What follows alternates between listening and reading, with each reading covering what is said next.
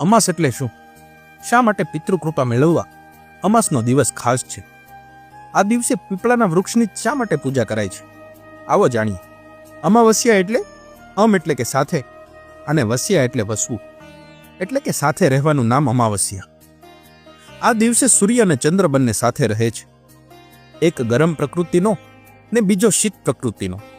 આમ શીત અને ગરમ પ્રકૃતિ સાથે થવાના કારણે કેટલાક તેને પ્રલયકારી કહે છે અને અશુભ માને છે.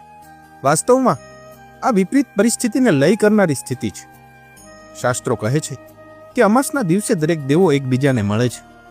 સર્વે દેવો જે દિવસે એક જ સ્થાને એકત્રિત થતા હોય તેને અશુભ કેમ કહેવાય? પીપળાનું વૃક્ષ પિતૃ મોક્ષ માટે પવિત્ર, ઉપકારક અને ઉદ્ધારક માનવામાં આવે છે.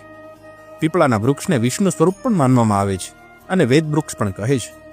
એમાં ત્રિદેવનો વાસ છે. ભગવાન શ્રી કૃષ્ણે અશ્રવત્ય સર્વ વૃક્ષાણામ કહી પીપળાના વૃક્ષને પોતાની વિભૂતિના રૂપમાં દર્શાવ્યું છે. પીપળામાં પ્રાણ શક્તિનો ભંડાર છે. આ ઉર્જા અનિષ્ટ નિવારક અને આયુષ્ય વર્ધક છે. એટલે જ સૂતરના આટા વડે એની પ્રદક્ષિણા કરી એના માધ્યમ વડે આ શક્તિ ગ્રહણ કરાય છે.